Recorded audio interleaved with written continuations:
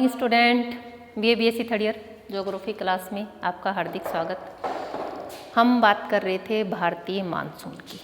अपना लास्ट वही चल रहा था। हमने लास्ट जो क्लास थी उसमें पढ़ा था आधुनिक सिद्धांत, और किसके अकॉर्डिंग, फ्लोन महोदय के अनुसार उन्होंने एक बात बताई थी ITCZ। इसके आधार पर उन्होंने अपना सिद्धांत दिया था। आज हम बात करते हैं कि शीतकाल में मानसून की बात कर सकते हैं, या दूसरी हम कहें कि एक जेट स्ट्रीम होता है, पछुआ जेट स्ट्रीम, वो भारतीय मानसून को किस प्रकार से प्रभावित करता है। देखिए कैसे। पछुआ जेट स्ट्रीम, जेट स्ट्रीम होता क्या है, वायुमंडल के ऊपरी क्षोभ मंडल में, जो ऊपरी क्षोभ मंडल है, क्षोभ मंडल हम सभी जानते हैं वायुमंडल की सबसे नीचे की परत, और जितनी भी मौसमी घटनाएं घटित होती हैं कौन से मंडल में होती हैं, इसी क्षोभ मंडल में होती है। इस क्षोभ मंडल में क्या होता है, 10 से 12 किलोमीटर की ऊंचाई पर, 10 से 12 किलोमीटर की ऊंचाई पर पश्चिम से पूर्व की ओर, सही है, पवनें प्रवाहित होती हैं। किस रूप में, विसर्पाकार रूप में, सही है। जो जेट स्ट्रीम है वो ऊपरी क्षोभ मंडल में पश्चिम से पूर्व की ओर 10 से 12 किलोमीटर की ऊंचाई पर तीव्र गति से पवनें प्रवाहित होती हैं, और किस रूप में होती हैं, विसर्पाकार रूप में। जिस प्रकार से सर्प चलता है, सांप चलता है, उसी प्रकार से वो पवनें आगे प्रवाहित होती हैं। तो ये पवनें क्या करती हैं, ये पवनें भारतीय मानसून को प्रभावित करते हैं। आज हम इन्हीं की बात करेंगे कि ये पवनें भारतीय मानसून को किस प्रकार से प्रभावित करती हैं। और उससे पहले आपको एक और बताना चाहूँगी मैं कि दूसरा होता है एक पश्चिमी विक्षोभ। पश्चिमी विक्षोभ, देखिए ये क्या होता है, दोनों का इनका अंतर जानना जरूरी है कि पश्चिमी विक्षोभ क्या होते हैं, क्योंकि ये दोनों एक दूसरे से संबंधित हैं। जो पश्चिमी विक्षोभ होते हैं शीतकालीन चक्रवात होते हैं। वो क्या होते हैं, शीतकालीन चक्रवात। आप जब पूरे विश्व का मैप देखेंगे तो भारत से इधर यूरोप वाला जो स्थान है उसमें भूमध्य सागर है। जो भूमध्य सागर है वहाँ पर ये जो शीतोष्ण चक्रवात हैं वो क्या होते हैं, सर्दियों में उत्पन्न होते हैं। देखिए चक्रवात दो प्रकार के होते हैं, एक होता है उष्ण, दूसरा होता है शीतोष्ण।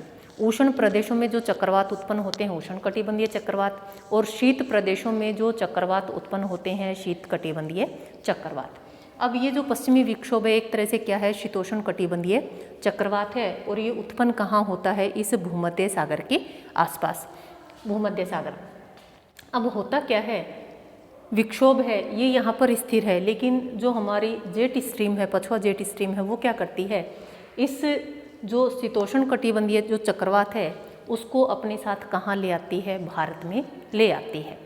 तो आप देखेंगे कि जो भूमध्य सागर है, काला सागर और कैस्पियन सागर, ये सारे सागर बीच में पड़ते हैं। अब अगर इनके ऊपर से पवनें जाएंगी तो क्या अपने साथ आर्द्रता ग्रहण करेंगी या नहीं करेंगी, अपने साथ वो आर्द्रता को ग्रहण करती हैं। जैसे ही ये आर्द्रता को ग्रहण करेंगी और पश्चिमी जेट स्ट्रीम के साथ भारत में प्रवेश करेंगी तो भारत में जो शीतकालीन वर्षा होती है हम उसको क्या बोलते हैं, किसके माध्यम से हो रही है, पश्चिमी विक्षोभ। वापस से सुनिए, जेट स्ट्रीम का बताया था कि ऊपरी क्षोभ मंडल में चलने वाली तीव्र गति की पवनें हैं धरातल से 10 से 12 किलोमीटर की ऊंचाई पर विसर्पाकार रूप में पश्चिम से पूर्व की ओर प्रवाहित होती हैं। देखिए मैंने आपको फर्स्ट में भी बताया था कि इधर आपका पूर्व है, इधर वाले पार्ट में पश्चिम, ऊपर उत्तर और नीचे दक्षिण। तो किधर से प्रवाहित होती हैं, पश्चिम से पूर्व। तो इधर जो कैस्पियन सागर है, काला सागर है, उधर की तरफ से किधर प्रवाहित हो रही हैं, पूर्व की तरफ प्रवाहित होंगी, कि रास्ते में क्या आएगा, भारत आएगा। तो वो थी जेट स्ट्रीम की बात। अब जो पश्चिमी विक्षोभ है ये क्या है, चक्रवात है।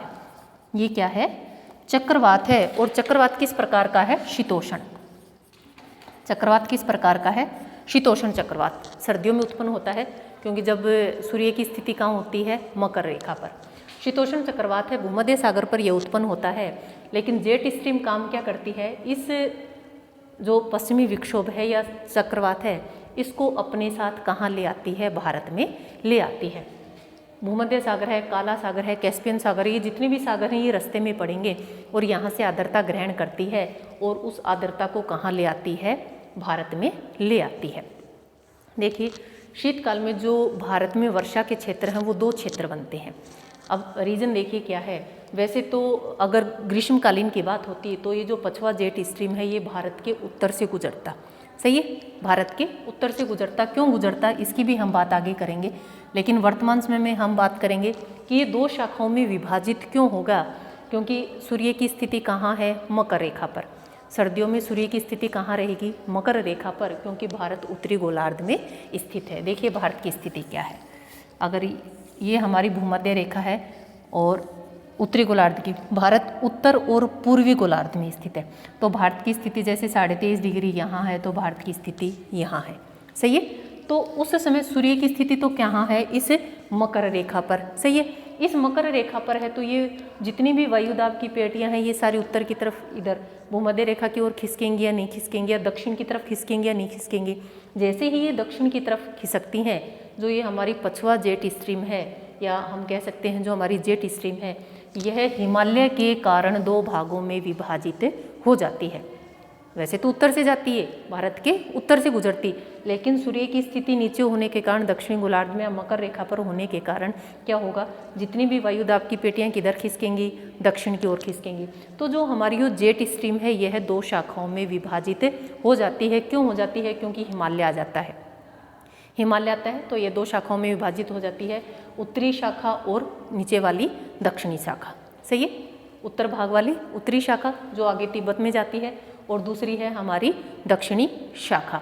अब होता क्या है, ये जो हमारा पश्चिमी विक्षोभ है, शीतोष्ण चक्रवात बनता है, जो शीतोष्ण चक्रवात बनता है भूमध्य सागर के ऊपर बनता है, और जो जेट स्ट्रीम है वो क्या काम करती है, इस शीतोष्ण चक्रवात को भारत में ले आती है, क्योंकि ये है जो जेट स्ट्रीम है पश्चिम से पूर्व की ओर प्रवाहित होती है।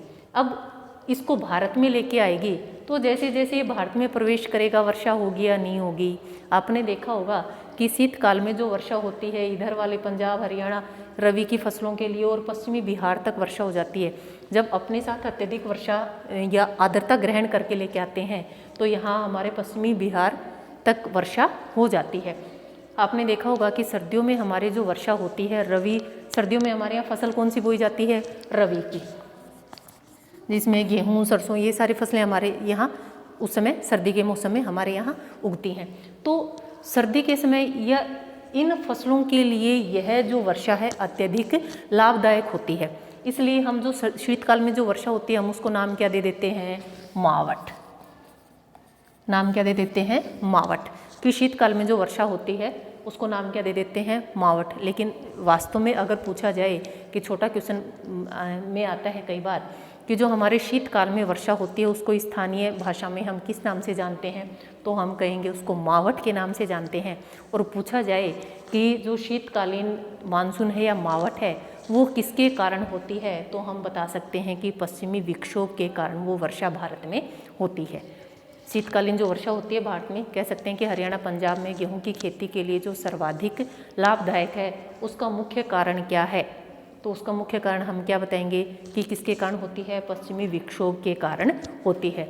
दूसरा, कई बार शीतोष्ण चक्रवात भी आ जाता है या ये भी पूछ लिया जाता है कि भूमध्य सागर के माध्यम से आने वाले पवनों के माध्यम से हमारे यहाँ कौन सी वर्षा होती है, तो हम कहेंगे शीतकालीन वर्षा, जिसको हम स्थानीय भाषा में हम क्या बोलते हैं, मावठ कहते हैं। क्योंकि उस समय हमारे यहाँ जिन क्षेत्रों में सिंचाई की सुविधाएं उपलब्ध होती हैं वहाँ तो फसलों को पर्याप्त पानी उपलब्ध हो जाता है, और यह जो फसल है उस समय फसल पकने वाली होती है, तो उस समय उसको जल की आवश्यकता होती है।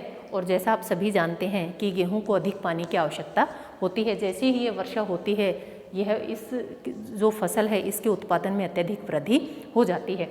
इसलिए इसको हम क्या कहते हैं कि हमारी रबी की फसलों के लिए क्या है, लाभदायक है। और स्थानीय भाषा में हम क्या बोल देते हैं, क्या हो गई, मावठ हो गई।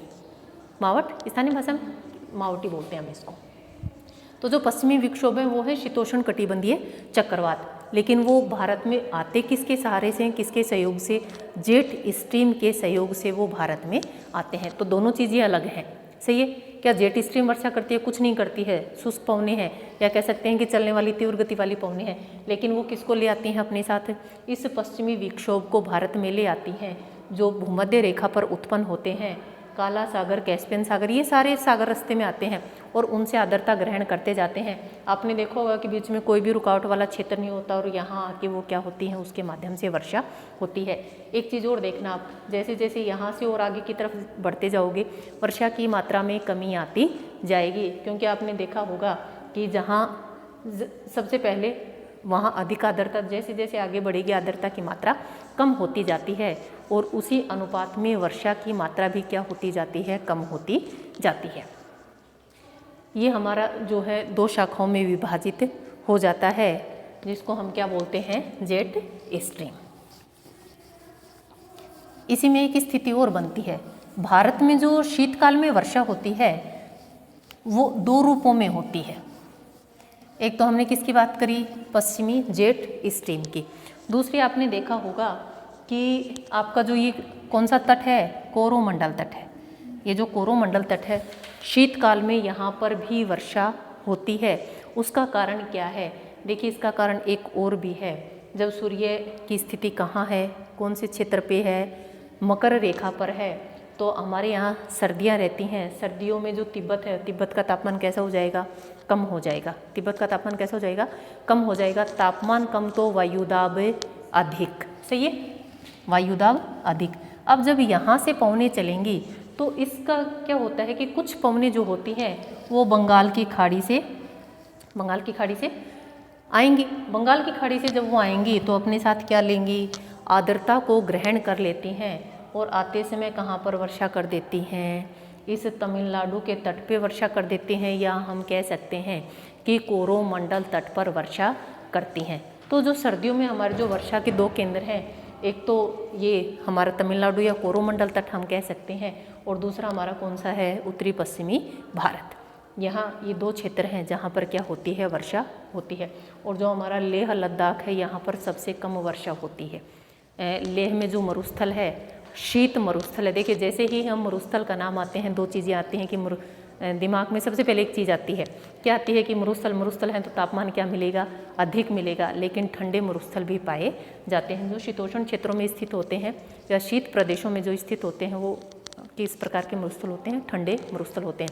लेकिन जैसे ही मरुस्थल का नाम आता है कि बालू मिट्टी और तापमान अधिक, इस प्रकार का हमारा जो कल्पना है वो बनी रहती है। और जो भारतीय मानसून है, इसमें आप जितनी अच्छी कल्पना करेंगे उतना ही आपको अच्छा समझ में आएगा। तो जो शीतकालीन था उसमें हमारे पास 2 केंद्र बनते हैं। तिब्बत का पठार है। तिब्बत का पठार सर्दियों के समय तापमान अत्यधिक कम हो जाएगा। जैसा आप सभी जानते हैं कि जल की तुलना में जो चट्टानें हैं तीव्र गति से क्या होंगी? ठंडी होंगी तो तापमान कम तो वायुदाब अधिक। तो अगर इस कह सकते हैं कि शुष्क प्रदेश या चट्टान वाले क्षेत्र से जब पवनें बहेंगी तो क्या अपने साथ वर्षा करेंगी? नहीं करेंगी। ये वाली इस क्षेत्र में आ जाएंगी, लेकिन इस क्षेत्र में वर्षा नहीं करेंगी। लेकिन उसकी कुछ जो शाखा है वो किधर आ जाएगी?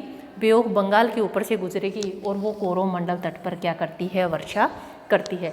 इसको हम मानसून का प्रत्यावर्तन काल भी कह देते हैं कि मानसून का जो प्रत्यावर्तन काल होता है उसको हम क्या बोलते हैं? प्रत्यावर्तन काल। कि लौटते हुए मानसून के माध्यम से, कि लौटते हुए मानसून। देखिए, जब मानसून प्रारंभ होता है तो आप सभी जानते हैं केरल पर 1 जुलाई को, 15 जुलाई, 1 जून को और 15 जुलाई तक पूरे भारत में क्या हो जाती है? मानसून के माध्यम से वर्षा हो जाती है। उसके बाद क्या जाती है? सर्द आती है, शीत ऋतु आती है। उस समय इस मानसून के लौटने का समय होता है। इसलिए उसको जो कोरोमंडल तट पर वर्षा होती है या हम कह सकते हैं तमिलनाडु पर वर्षा होती है, ये लौटती हुई पवनों के माध्यम से होती है। तो इसको हम लौटता हुआ मानसून भी कह देते हैं और मानसून का प्रत्यावर्तन काल भी कह देते हैं। प्रत्यावर्तन काल मतलब बिल्कुल बदला हुआ, तो दोनों ही हम इसको कह देते हैं। एक बात और बताती हूँ मैं आपको इसमें कि आपने एक चीज़ नोट की होगी कि हमारे जो भारत में वर्षा होती है, ग्रीष्मकाल की बात कर रहे हैं, ग्रीष्मकाल में जो हमारे यहाँ वर्षा होगी उसमें एक चीज़ रहेगी। जब इस वाली जेट प्रभाव का, जेट स्ट्रीम की जो दक्षिणी शाखा है यह जब कह सकते हैं कि इसका प्रभाव जब कम होगा तब भारत में मानसून होती है। अब इसका प्रभाव कम कैसे होगा वो देखिए आप। इसका प्रभाव हम कहेंगे कि जेट स्ट्रीम का प्रभाव रहेगा, लेकिन इसका प्रभाव कम कब रहेगा। देखिए 21 जून को सूर्य हमारे सीधा कहाँ चमकता है, इसी कर्क रेखा पर, सही है, कर्क रेखा पर। अब सूर्य की स्थिति चाहे यहाँ हो तभी क्या स्थिति बनेगी, ये वायु दाब की पेटियाँ किधर खिसक जाएंगी, उत्तर में खिसक जाएंगी।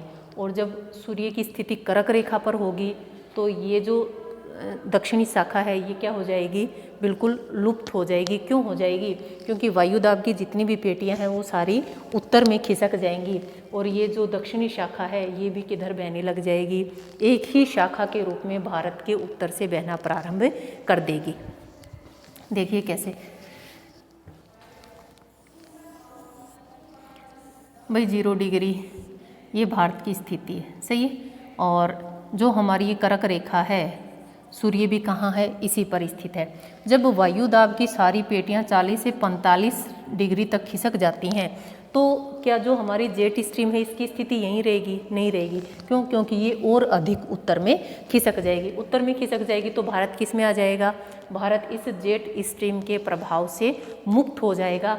और कई बार आपने देखा होगा कि मानसून समय से नहीं पहुँचती है, लेट पहुँचती है। उसका कारण क्या है, जब तक भारत पर इस जेट स्ट्रीम का प्रभाव रहता है उस समय तक भारत में मानसून नहीं होती है। जैसे ही इस जेट स्ट्रीम का जो प्रभाव भारत में कम हो जाता है तो भारत में मानसून के माध्यम से क्या हो जाती है, वर्षा हो जाती है। छोटी छोटी चीज़ें हैं। हाँ, गर्मियों में चला जाता है और अधिक उत्तर में चला जाएगा भारत से, और भारत के ऊपर से बहेगा ही, तो भारत में उस समय हमारे लिए यूजफुल है। क्योंकि जब तक इसका प्रभाव भारत में रहता है तब तक भारत में मानसून के माध्यम से वर्षा नहीं होती है। एक चीज़ और बताती हूँ आपको, इसमें हमने किसकी बात करी थी, मानसून की बात करी थी। इसको हटा देती हूँ मैं। देखिए क्या होता है कि पश्चिमी विक्षोभ की बात करी हमने कि शीतकाल में वर्षा होती है, लेकिन जिस प्रकार से हमने शीतकाल में कितने क्षेत्र बताए, 2 क्षेत्र बताए जहाँ पर क्या होती है, शीतकाल में जो वर्षा होती है किसके कारण, पश्चिमी विक्षोभ के कारण, सही है। अलग अलग स्थितियाँ बनती हैं, जेट स्ट्रीम अपनी जगह है और तिब्बत का पठार अपनी जगह, दोनों की वजह से क्या बनती है, शीतकाल में भारत में 2 ऐसे क्षेत्र हैं जहाँ पर वर्षा होती है। एक है कोरोमंडल तट और दूसरा है हमारा पंजाब हरियाणा से लेकर पश्चिमी बिहार तक का क्षेत्र। तो इन 2 क्षेत्रों में शीतकाल में वर्षा होती है। और ग्रीष्मकालीन का मैंने आपको बताया था, 3 क्षेत्र बताए थे जहाँ पर क्या होती है, ग्रीष्मकालीन जो मानसून है उसके माध्यम से वर्षा होती है ग्रीष्मकालीन ऋतु में। देखिए फर्स्ट वाला तो ये वाला बताया था आपको, सही है। सबसे पहले 1 जून को कहाँ होगी, 1 जून को केरल में। इसी अकॉर्डिंग हम इसको डिवाइड कर सकते हैं, 5 जून, 10 जून, 15, और लास्ट में 15 जुलाई तक क्या हो जाता है, यह पूरे भारत को कवर कर लेती है। तो यहाँ जो मैंने आपको वर्षा के केंद्र बताए थे, देखिए आपको कि जो हमारा उच्चावच या स्थलाकृति होती हैं वो भी क्या करती हैं, इसको प्रभावित करती हैं। आपने यहाँ विंध्याचल देखा होगा, इसके नीचे सतपुड़ा देखा होगा, और यहाँ पर हमारा जो है मरकटक पठार है। तो एक जो क्षेत्र है वो तो ये वाला क्षेत्र, सही है, यहाँ पर वर्षा होती है। इसके इधर वाले भाग में वर्षा कम होगी, उसका रीज़न मैं बताऊंगी कि जो वृष्टि छाया क्षेत्र होते हैं वो क्या होते हैं, ऐसे क्षेत्र जहाँ पर वर्षा नहीं होती है। अब कोई भी पहाड़ आता है, सही है, ये पौने यहाँ टकराएंगी, सही है, यहाँ वर्षा करेंगी, क्या इस वाले भाग पर वर्षा करेंगी, नहीं करेंगी। तो ये वाला जो भाग है ये कौन सा भाग है, वृष्टि छाया क्षेत्र। एक एडियाबेटिक होता है, देखिए इसके बारे में भी बताती हूँ आपको। एडियाबेटिक ये क्या होता है कि जब पर्वतीय वर्षा होती है या आर्द्र पवनों के सामने कोई पर्वत या शिखर सामने आ जाता है तो उस समय क्या होती हैं, ये पवनें क्या होती हैं, ऊंचाई पर जाती हैं, सही है। ये पवनें जो हमारी पर्वत श्रृंखला है इसके साथ साथ क्या जाती हैं, ऊंचाई पर जाती हैं। और जैसे ही ऊंचाई पर जाती हैं इनका तापमान क्या हो जाता है, तापमान क्या हो जाता है, कम हो जाता है। जैसे ही तापमान कम होता है तो ये अपनी आर्द्रता उसी पहाड़ के सहारे क्या छोड़ देती हैं, सही है। यही कारण है कि इस वाले भाग के सहारे क्या होती है, वर्षा होती है। तो जैसे ही तापक्रम कम होता है, ये अपनी आर्द्रता को यहाँ छोड़ती हैं कह सकते हैं, तो उसकी जो स्थिति बनती है उसको क्या बोलते हैं हम, एडियाबेटिक बोलते हैं हम उसको। जो पर्वतीय क्षेत्र होते हैं या पर्वतीय जो वर्षा होती है उस प्रकार के क्षेत्रों में यह स्थिति देखने को मिलती है। अब हम इसकी बात करें, यहाँ पर सबसे पहले टकराएगी केरल में, सबसे पहले वर्षा मानसून कहाँ आती है, हमारे केरल में। तो इस जो पश्चिमी घाट है इसके सारे क्या हो जाएगी, वर्षा हो जाएगी। लेकिन आपको एक चीज़ मैंने बताई थी कि जो हमारा दक्षिणी भाग है वहाँ पर सर्वाधिक ऊंची चोटियाँ पाई जाती हैं। तो अगर इस वाले क्षेत्र की, इस वाले क्षेत्र की हम बात करें तो कोंकण या मालाबार क्षेत्र की बात करें तो मालाबार क्षेत्र में अधिक वर्षा होती है। रीज़न क्या है, क्योंकि यहाँ पर जो पहाड़ियाँ हैं उनकी ऊंचाई अधिक पाई जाती है। अब जैसे जैसे टकराती जाएंगी ये पौने क्या होंगी, इसके सारे सही है ऊपर बढ़ती जाएंगी और वर्षा की मात्रा धीरे धीरे क्या होती जाएगी, कम होती जाएगी। यहाँ पर ये जो भ्रंश घाटी है, नर्मदा और ताप्ती नदी, ऊपर नर्मदा और नीचे ताप्ती नदी, यहाँ पर इनको स्पेस मिल जाता है, किसी भी प्रकार का कोई पहाड़ी क्षेत्र नहीं होता है। यहाँ पर पवनें अंदर घुस जाती हैं और इस अमरकटक पठार तक क्या कर देती हैं, वर्षा कर देती हैं।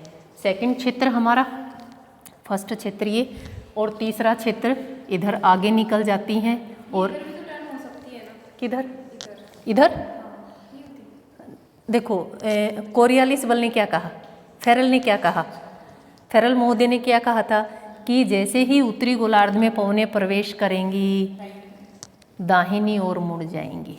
सही है, तो यहाँ क्या करेगा, वो फेरल का नियम काम करेगा। हो सकता है ये पाकिस्तान में भी चली जाती, लेकिन अब क्यों नहीं जाएगी, फेरल का नियम क्या कहता है, अपनी दाहिनी ओर मुड़ेंगी। तो दाहिनी ओर मुड़ी तो जैसे ही पश्चिमी घाट आए उसके सारे क्या हुई, आगे बढ़ी। यहाँ जगह मिली तो कहाँ, अमरकटक पठार तक पहुँच गई।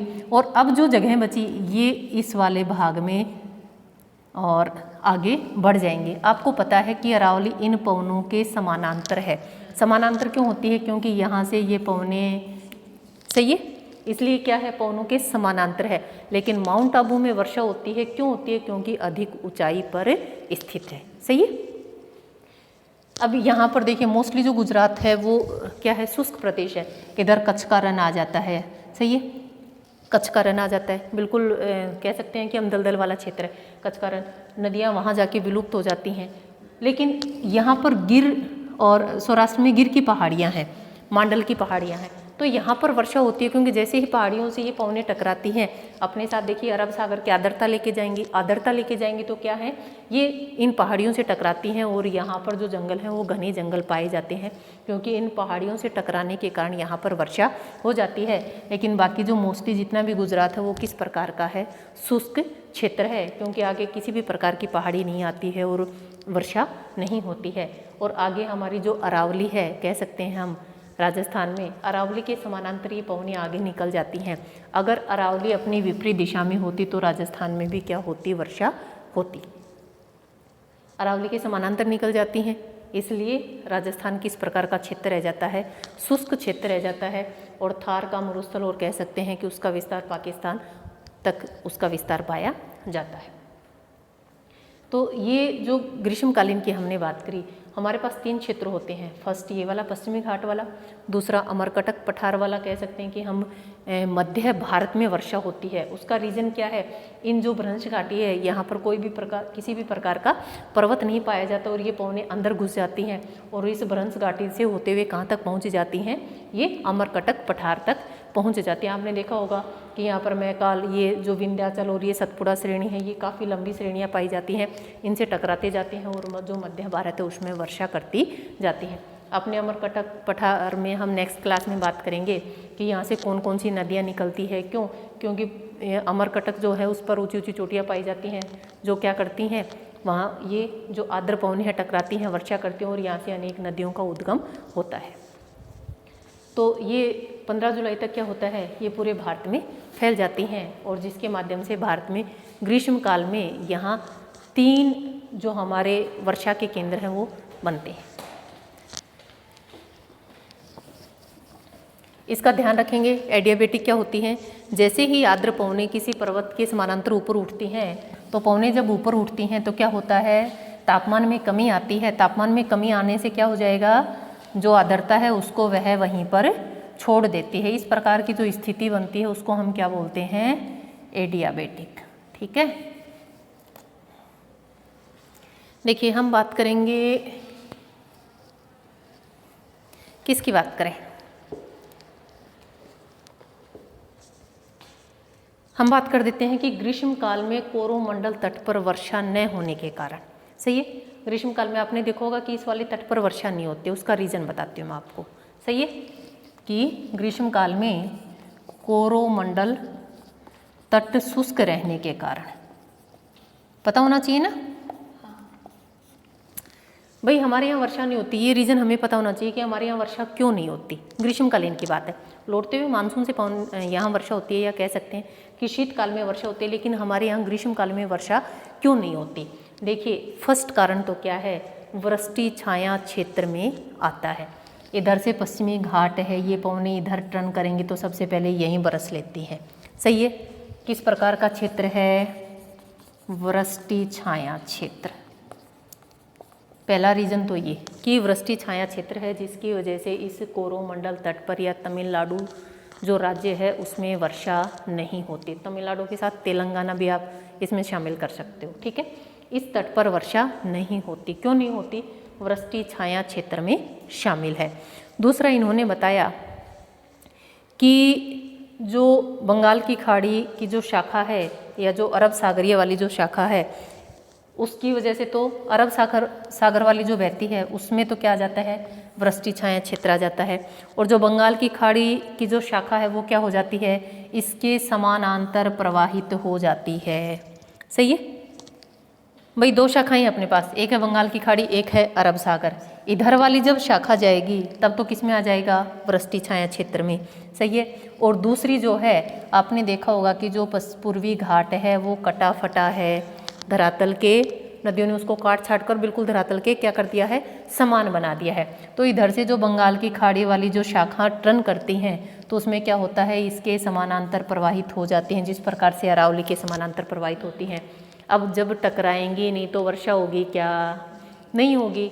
इसलिए दो कारण हैं जिसके कारण कोरोमंडल तट क्या रहता है, शुष्क रहता है। कि हमारे पास दो शाखा हैं, एक है अरब शाखा, दूसरी है बंगाल की खाड़ी वाली। अरब सागर, ये बंगाल की खाड़ी। ठीक है, तो इधर वाली जो शाखा है वो तो वृष्टि छाया क्षेत्र, जैसे ही टकराएगी पश्चिमी घाट आ जाएगा, पश्चिमी घाट से पवनें ऊपर उठेंगी, आगे वर्षा नहीं करेंगे। क्यों, क्योंकि तमिलनाडु किस प्रकार के क्षेत्र में है, वृष्टि छाया क्षेत्र में आता है। इधर बंगाल वाली खाड़ी आएंगी तो उस जो ये है उसके समानांतर है, ये तो समानांतर है तो उसके साथ साथ निकल जाएंगी। कोई ऊंची पहाड़ी न होने के कारण ये क्या है, या कह सकते हैं कि हम उसके समानांतर निकल जाएगी, जिसके कारण भी वर्षा नहीं होती है। जो अरावली की स्थिति बनती है वो स्थिति यहाँ पर बनती है। ठीक है, ये दो रीजन थे जो जिसके कारण क्या रहता है, हमारा जो कोरोमंडल तट है वो शुष्क रहता है। मानसून के प्रत्यावर्तन काल की बात करते हैं कि लौटता हुआ मानसून। देखिए 1 सितंबर को उसकी स्थिति रहती है यहाँ, सही है, और उसके बाद 15 अक्टूबर को रहती है उसकी यहाँ, और वापस जब पहुँच जाएगा 1 दिसंबर को। जिस प्रकार से हम 1 जून से आरंभ हुए थे और 15 जुलाई तक पहुँच गए थे, सही है। जैसे ही ऋतु में परिवर्तन आता है वैसे ही वापस आने के क्रम में भी क्या आ जाता है, परिवर्तन आ जाता है। अब 1 सितंबर को इस वाले क्षेत्र में, 15 अक्टूबर को मध्य भारत से आगे प्रायद्वीपीय क्षेत्र में, और 1 दिसंबर तक वापस मानसून लौट जाता है। सही है, मानसून का प्रत्यावर्तन काल की लौटता हुआ मानसून की सर्दियों की अगर बात करें कि वर्षा कब पूर्ण रूप तक क्या हो जाएगी, समाप्त हो जाएगी, कब तक, 1 दिसंबर तक। और पूछा जाए कि जो मानसून है सर्वाधिक लंबे समय तक कौन से राज्य में रहती है, तो हम क्या कहेंगे, केरल पे।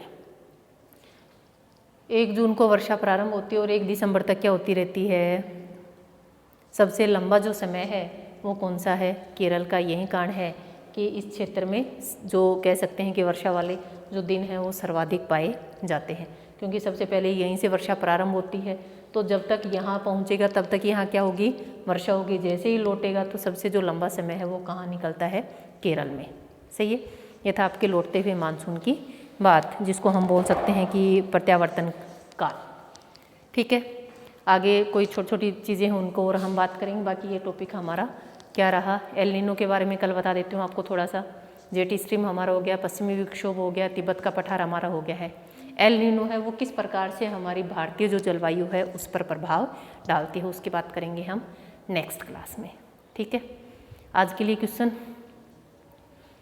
पहले तो जो स्टूडेंट कमेंट्स नहीं करते हैं वो कमेंट्स करें, पता तो चले आपको समझ आ रहा है नहीं आ रहा है, क्या समस्या आ रही है। और सेकंड, आज का क्वेश्चन की बात करते हैं कि एडियाबेटिक क्या है। सही है, ये बताएंगे आप मुझे एडियाबेटिक क्या है, और जो वर्षा है उसका हम किस में मापते हैं, वर्षा का मापन किस में करेंगे हम, उसका भी बताएंगे आप। ठीक है, थैंक यू।